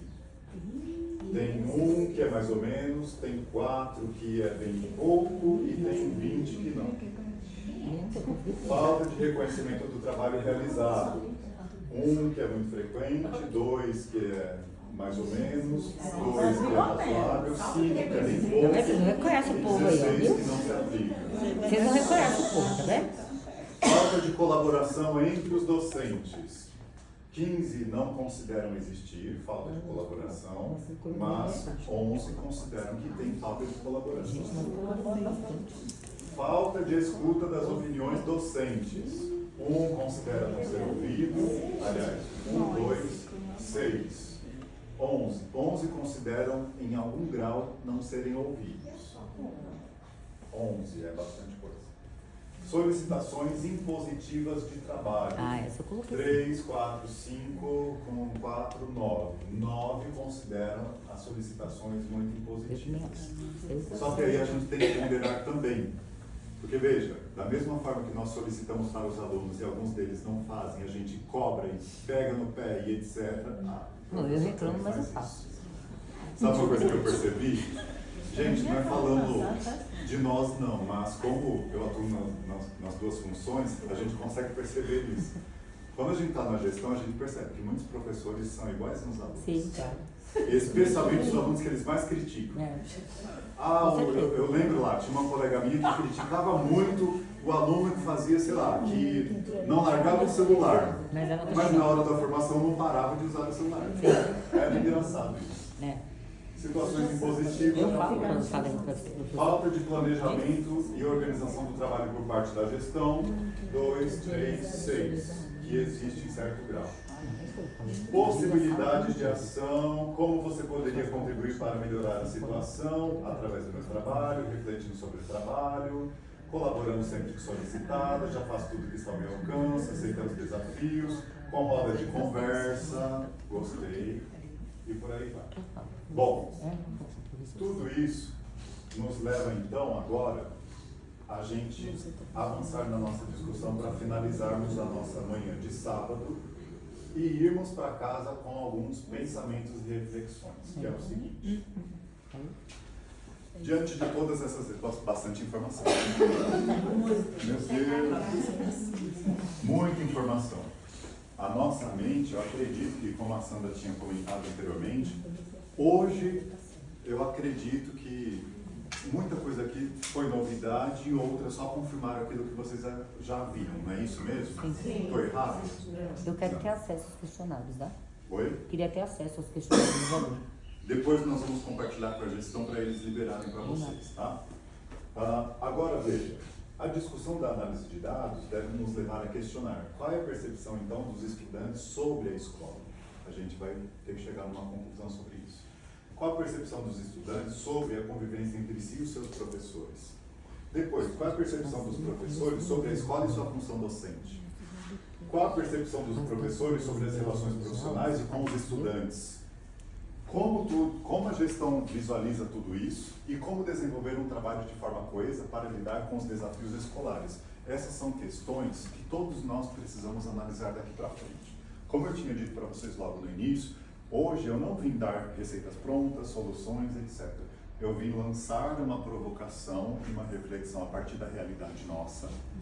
Por isso que eu não quis chegar aqui e falar, olha, o tal teórico diz que a gente deve agir assim, que bonito, tá, e aí, como que eu faço diante dessa realidade? Para a gente perceber o que nós temos nas mãos, algumas dessas informações você não sabia? Tem alguma coisa aqui que te deixou surpreso? Tem alguém que ficou surpreso? Violência física, assim. De professor com violência física. Também não sabia disso. Mas a maioria é o que a gente já sabia, eu até comentei com a Camila. A gente já sabia de tudo isso, mas quando você vê, é diferente. É diferente. É diferente, muda. O porquê é diferente? Tenta me explicar. Eu queria entender. Não, a gente, assim, a primeira reunião que a Sandra faz do início do ano, ela fala tudo isso pra gente. Sim. Só que uma coisa é você escutar, outra coisa é você ver dados, né? Você analisa 1 mais 1, 2, Sim. aqui e ali, a opinião do aluno, a opinião de que dá uma clareza maior na sua cabeça. E você já, igual ela falou, já vai pensando, como que eu vou tratar aquele aluno, o que eu vou fazer para aquele outro. É por isso que eu já quero vai ter pensar acesso. do aluno no seu lugarzinho já. Sabe uma coisa assim? Eu acho que cada um tem a visão particular da sua sala. Sim. Certo? Então você vê o todo se torna diferente. Legal. Está direcionando, né, as demandas ali na sua turma. Sim. O que cada um está necessitando e como você está olhando, o que você vai fazer. Veja, primeiro, antes mesmo de disponibilizar esses dados para vocês, é necessário nós fazermos aquele cruzamento. Lembra que eu tinha comentado?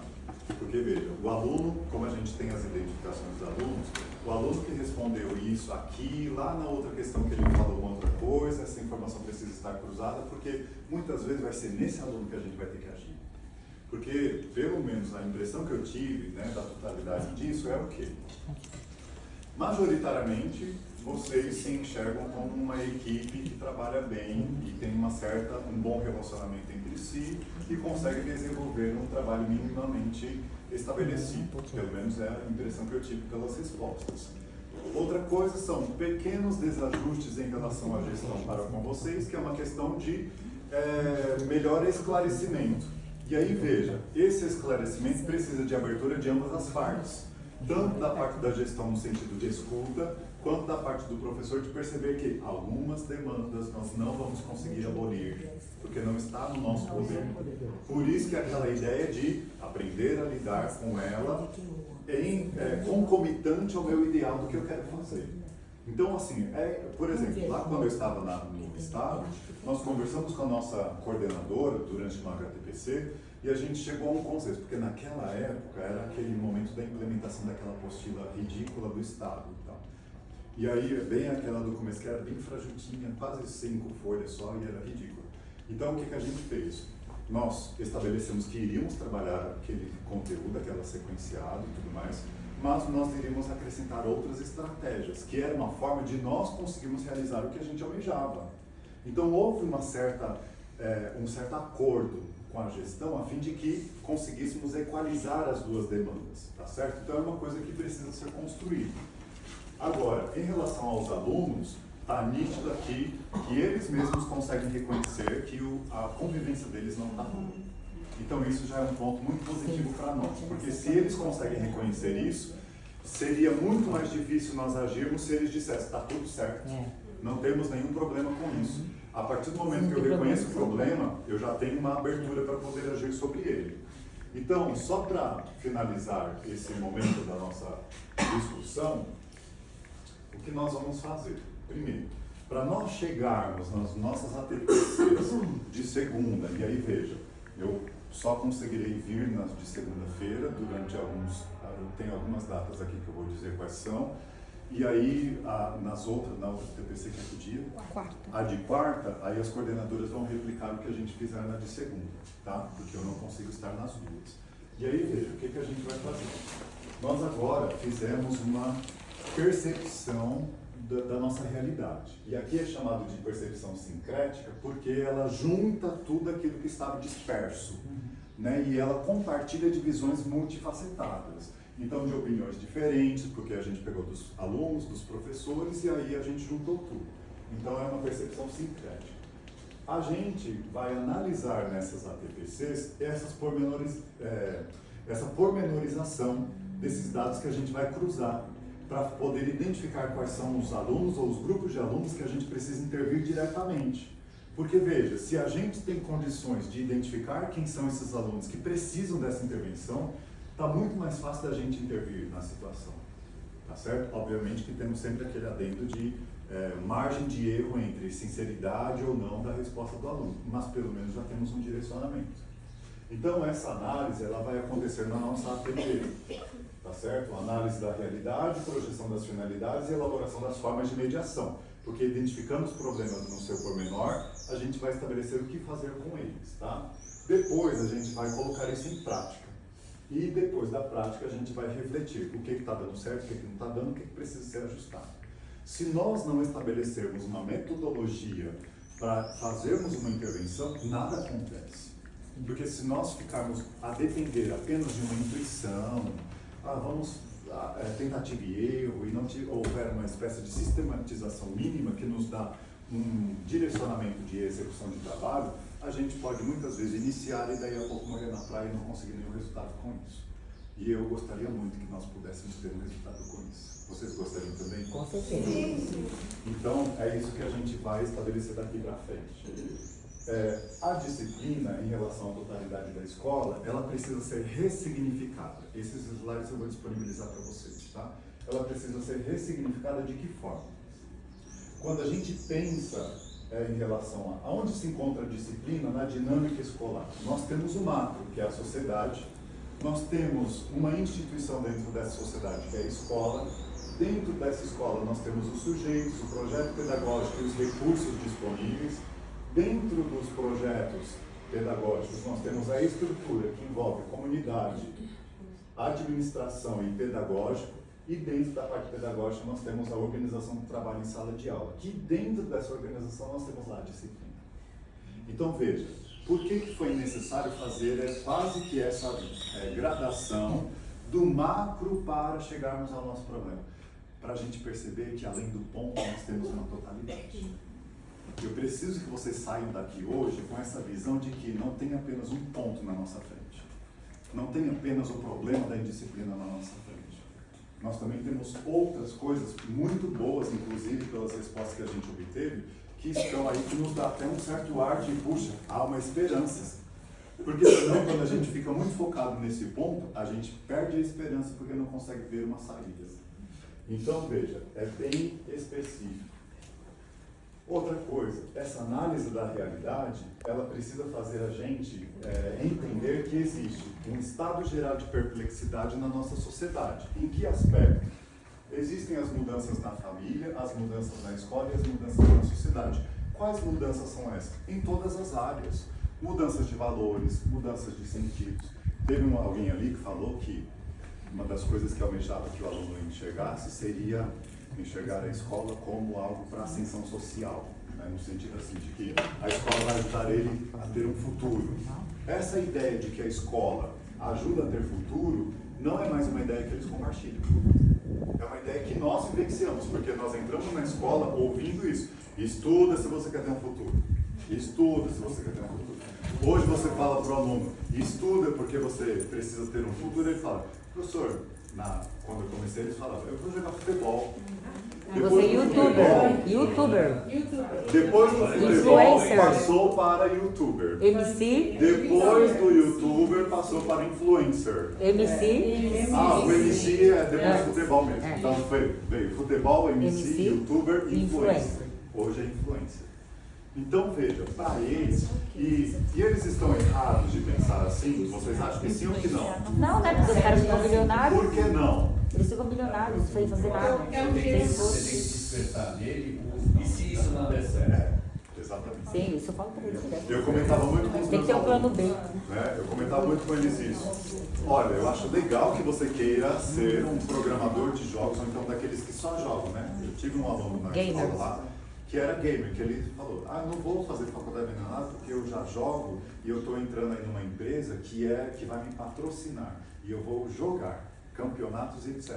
Ele de fato trabalhou como gamer durante 5 anos, que você conhece. Ele trabalhou como gamer durante 5 anos. Depois disso, ocorreu um problema na empresa, etc. Quebrou, ele não conseguiu mais. Então. Qual foi a segunda opção dele? Então, isso é interessante, de fato, a gente curtir deles. Só que, como que a gente vai fazer isso diante de crianças que são imediatistas? Porque a dificuldade maior que vocês têm nas mãos é que, mais do que os adolescentes de ensino médio e Fundo 2, esses daqui ainda são imediatistas e muito concretos. Então, eles muitas vezes têm muita dificuldade de se projetar e idealizar coisas. Eles estão vivenciando agora pelas experiências concretas que estão vivendo. Então, isso é mais desafiador ainda para vocês. Existe também nessa sociedade uma crise de sentidos e dos limites. Sentidos de quê? O sentido é em relação à escola. Qual é o sentido da escola? Qual é o papel da escola? O que eu venho fazer nela? Por isso que a gente fez aquelas perguntas. O que eu achei bacana e positivo é que a grande maioria ainda enxerga que ela pode ensinar muitas coisas novas. Apesar de nós termos ali um certo número que diz que não agrega em nada. Então é nesses alunos que não agregam em nada e a gente vai saber quem são, que a gente pode fazer uma intervenção para tentar reverter, por exemplo, essa visão. Porque muito provavelmente vai repetir no comportamento. Então, qual é o papel da escola? É muito interessante porque a gente ouve isso, até mesmo nas respostas de vocês apareceu. Promover a ascensão social. Será que a gente pode fazer isso? Hoje, nessa sociedade, que mudou muito o sentido das coisas, será que a escola está promovendo a ascensão social? Ela não é mais o único meio de ascensão social. Já foi, não é mais. Preparar para o trabalho. Será que nós estamos tendo condições para isso? A gente está preparando para o trabalho? Muito provavelmente não suficientemente. Já foi no passado. Hoje, nem tanto. Até porque as informações estão postas. A gente muitas vezes está só reproduzindo o que já está no YouTube. Às vezes a gente só está reproduzindo o que já está na internet, o que já está no TikTok. E aí, obviamente, para ele é melhor ficar no TikTok. E eu também acho que muitos de nós ainda temos em mente a formação tradicional. Exato. Então, por isso que a gente não consegue acompanhar o que eles estão entendendo. Exato. E aí, veja, qual é o seu nome? Rosângela. Rosângela. A Rosângela tocou num ponto muito crucial. Se eu mesmo não problematizar os meus paradigmas, eu não vou sair do lugar. Para eu poder sair do lugar, eu tenho que colocar em questionamento aquilo que eu acredito, aquilo que eu faço. Porque a partir desse questionamento eu abro possibilidades. Até para dizer, não concordo, eu fui lá, estudei, experimentei e não deu certo, então eu não concordo com essa visão. Para eu poder fazer outras coisas, porque nós temos muito dito não do nosso lugar. E nós não temos nos permitido vivenciar essas experiências até para poder dizer não. Entende? Então, a minha provocação hoje com vocês era essa. Eu gostaria muito, junto com a gestão, e eu acredito que, pelo menos é o que eu percebi desse grupo, eu gostaria muito que nós pudéssemos, tal como fizemos a dinâmica no início, perceber que precisamos desatar os nós que estão aqui presentes. Mas a gente não vai fazer isso isoladamente, nós precisamos contar uns com os outros. Especialmente, a gente precisa contar muito com o pessoal que é efetivo, porque é quem vai permanecer certamente para o ano que vem. Então, nós precisamos contar com vocês para que isso seja construído e quem chegar no ano que vem possa perceber que existe um projeto de trabalho dessa escola. Gente, eu já experimentei isso em várias escolas que não tinham estrutura nenhuma e uma escola que eu passei, que eu agradeço a Deus profundamente por essa experiência, de ter uma estrutura. É totalmente diferente. A minha realização profissional como professor foi lá, não foi nem na escola particular, foi lá na escola pública, onde eu pude fazer projetos, pude fazer um monte de coisa, porque lá realmente tinha uma proposta. Só que ela não acontece só pela gestão, ela acontece por todos. Será que a gente também forma para a cidadania? O que isso significaria? Preparar para o vestibular? Até longe, inclusive, para eles. Só para fechar aqui, a gente tem aqui uma contradição falsa, quando a gente fala de indisciplina. Nós vamos para a sala de aula acreditando que existe uma contraposição. Tem duas coisas opostas. Entre o quê? Repressão da minha parte, porque eu preciso botar ordem, e liberdade dos alunos. Como eu vou conciliar a minha repressão e a liberdade dos alunos para eu não ser autoritário? Não é muitas vezes a indagação que a gente faz? Como que eu vou botar ordem na sala sem ser autoritário? Como que eu vou cultivar o respeito dos meus alunos sem também ser permissivista? Então, assim, é uma certa dificuldade que a gente tem de poder chegar num equalizador. Só que veja, o Celso Vasconcelos, que é um teórico da educação que eu particularmente admiro profundamente, alguém já conhece ele? Celso Vasconcelos. Eu amo demais as obras desse cara. Ele aborda que essa contradição entre repressão e liberdade, ela é falsa, ela não se sustenta. Na verdade, ela é um equívoco da nossa parte.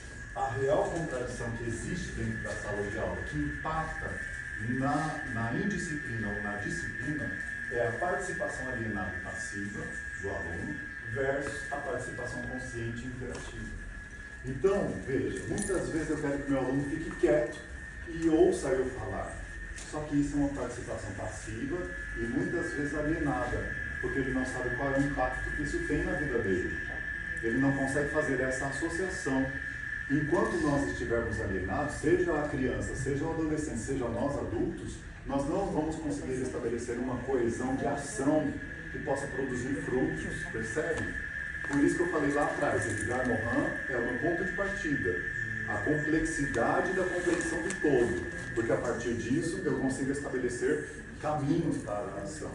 Então, se a contradição verdadeira é se o meu aluno participa passivamente, né, e alienado, ou se ele participa consciente e ativamente, o que vai ter aqui na síntese? A síntese da alienação das relações entre desejo imediato, né, seria o quê? O professor deseja que o aluno fique quieto para poder dar aula. O aluno quer terminar logo a aula e ter nota. A administração não quer ter problemas e quer que a escola funcione. E os pais querem que o filho passe de ano e consiga ascensão social. Mas todos esses quereres não se conectam. Todos esses quereres estão alienados, cada um no seu canto. E é essa alienação que a gente precisa combater por meio de um trabalho coeso, que vai ser realizado quando nós fizermos o deslocamento do eixo. Não é nem total responsabilidade do professor, nem do aluno. Não é total contraposição entre o comportamento que ele espera, né, comportamento pelo comportamento, nem o desejo pelo desejo. É o coletivo que vai construir essa transformação. Você com os alunos também. Não somos só nós que vamos promover com eles uma resolução, como se a gente fosse virar a chavinha deles. Não. Nós temos que virar primeiro a nossa chavinha, porque essa chavinha vai impactar na chavinha do